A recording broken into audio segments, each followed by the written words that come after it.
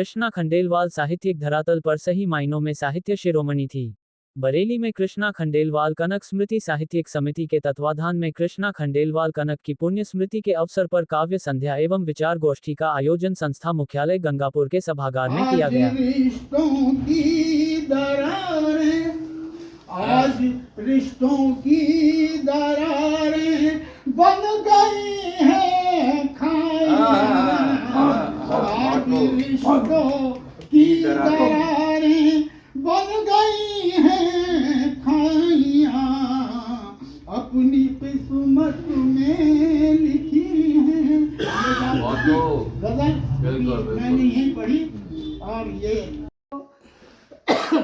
कितने दिन तक दशरथ का शव तेल में रखा डुबाए हो। चार पुत्र पर एक निकट नहीं, सदगति कौन कराए हो।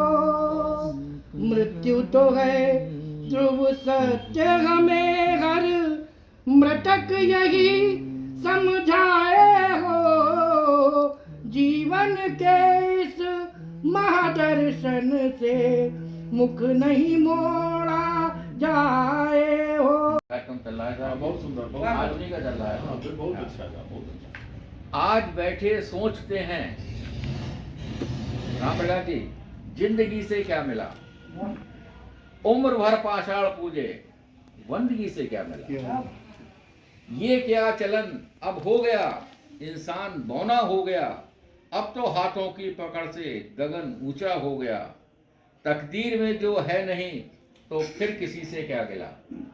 आज बैठे सोचते हैं जिंदगी से क्या मिला। और अंतिम पंक्ति देखिए उनकी कितनी बढ़िया है कि चांद सूरज दूर थे पर दौड़ती दुनिया रही।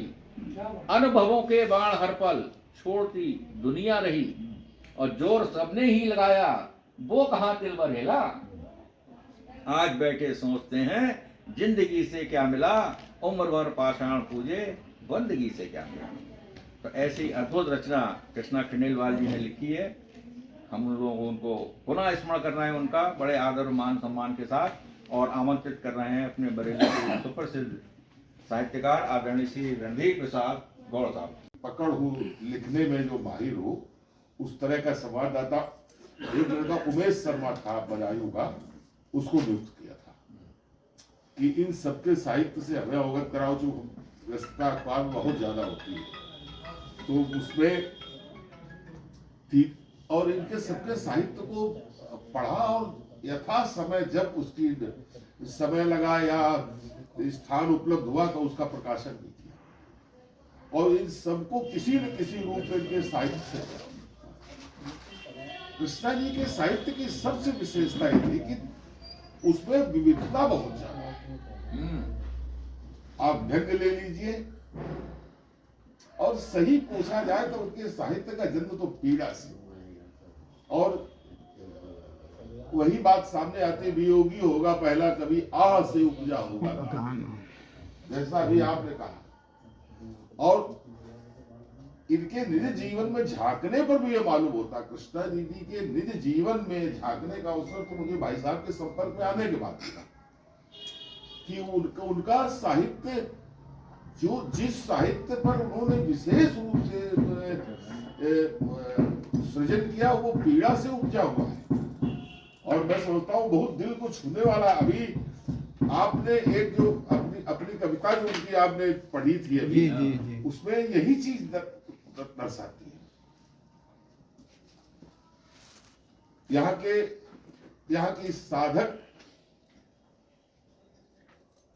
कवि हृदय पूज्य दीदी को मैं का शुभ स्मरण करता हूं। और असमय वो गोलोकवासी हो गई। मैं तो सपने में नहीं सोच सकता हूँ। भाई साहब ने सूचना दी, मैं उस समय बाहर था, शायद बेंगलोर में कहीं बाहर था। भाई साहब ने सूचना दी, अपने भाई साहब मैं यथा समय पहुंचता हूँ और कोई हमारा, आपने तो मैं पहले बताया नहीं कि वो यहाँ पर अस्पताल में है। लेकिन जब जिसको जाना होता है वो जाता है, लेकिन अपने पीछे वो